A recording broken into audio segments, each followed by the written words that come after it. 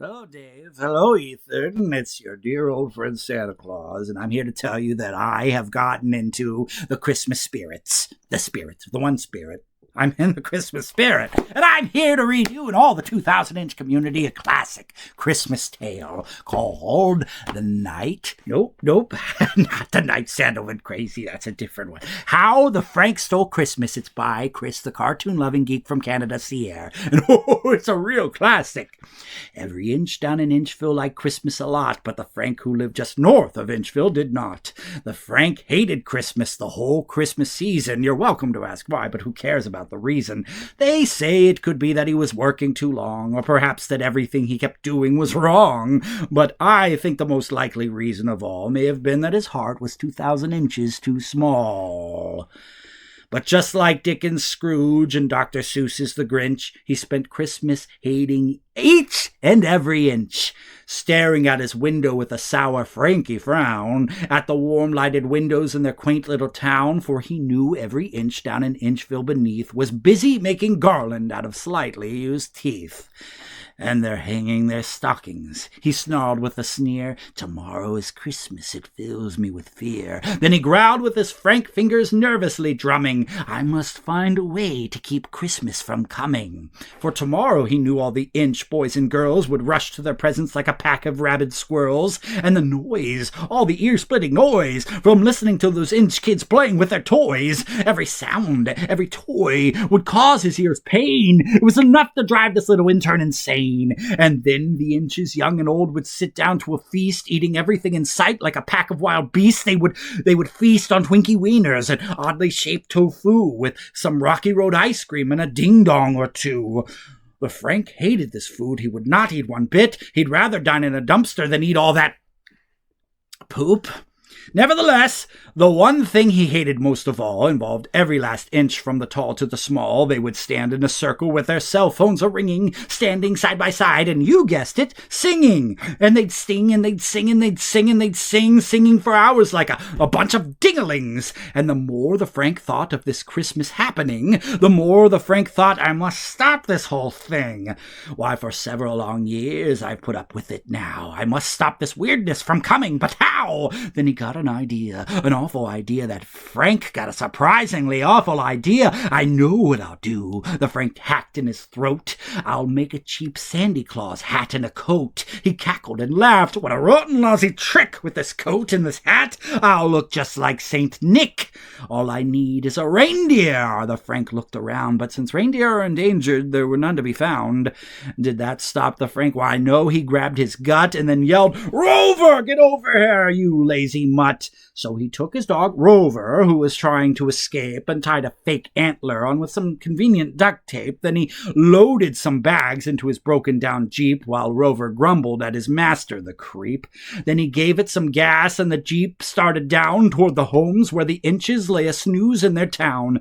All their windows were dark. Quiet snow filled the air. The Inches were all dreaming and snoring like a bear. No one in the town even knew he was there when he came to the first little condo on the square. "Let's get a move on," said old Frank Claus, he hissed, as he climbed up the roof with empty bags in his fists. Then he slid down the chimney as his body did twerk, but if Santa could do it, then so could this jerk. His butt was now stuck for over an hour or two. "I should have joined Weight Watchers," he said with a boo-hoo. He eventually got out, and he knew what to do as he stuck his head out of the fireplace flue, where the little Inch stockings all hung in a row.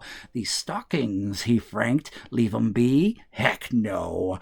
Then he slithered in slime with a smile most unpleasant around the whole room and took every last present: spatulas, hamsters, waffles, a new duck, mission statements, tacky clothes, and a fancy new truck.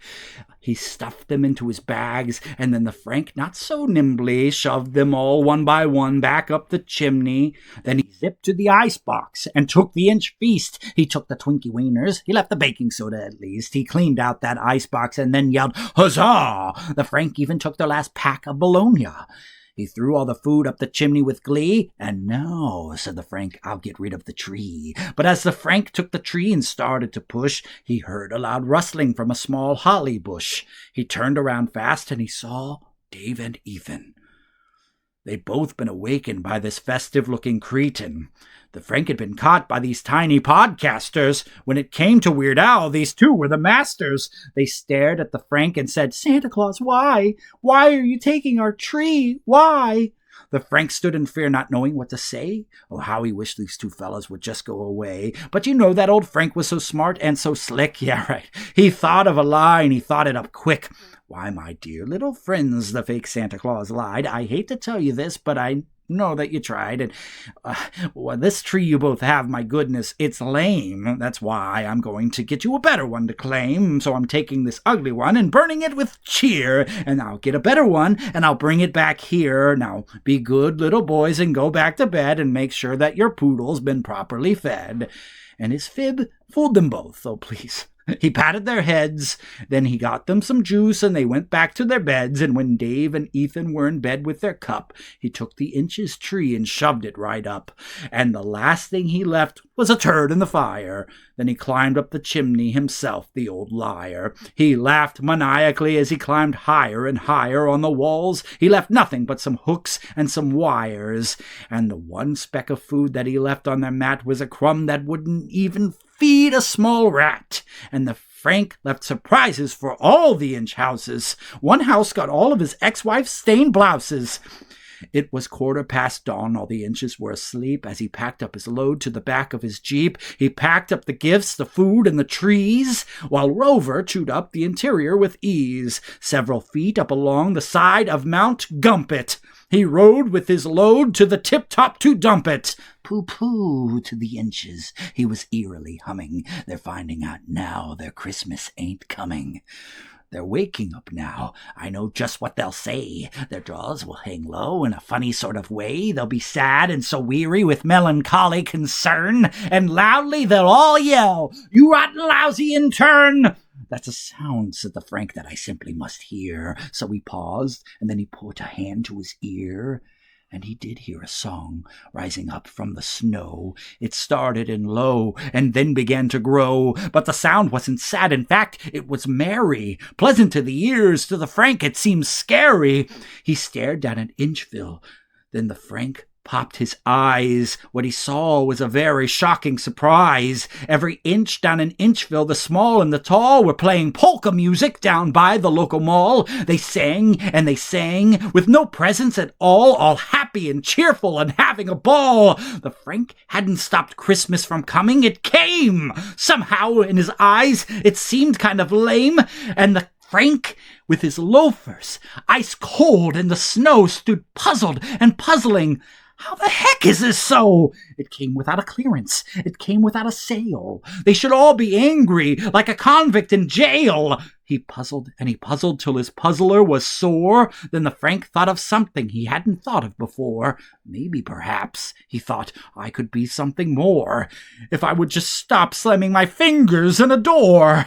I know that's not the moral of the story, but come on, it's close enough for a complex allegory. So anyway, what happened? Well, in Inchville, they say that Frank's small heart, well, it remained exactly the same, and he felt no shame, and he received no fame. Hey, what do you expect from an idea so lame? And then all of a sudden, the cops surrounded the Frank. They caught him and cuffed him by the edge of the cliff bank. But how did the cops know that he had done all of this? Well, Dave and Ethan tipped him off. I think that's quite obvious. And the Inches down in Inchville, they had all their stuff returned, while some much-needed prison time was given to the intern. So now Dave and Ethan are left with no intern, and to be quite honest, I don't think that's a concern. So to all of you weirdos, have a great Christmas day, and don't worry about the Frank. They'll let him out someday, probably in like 27 years.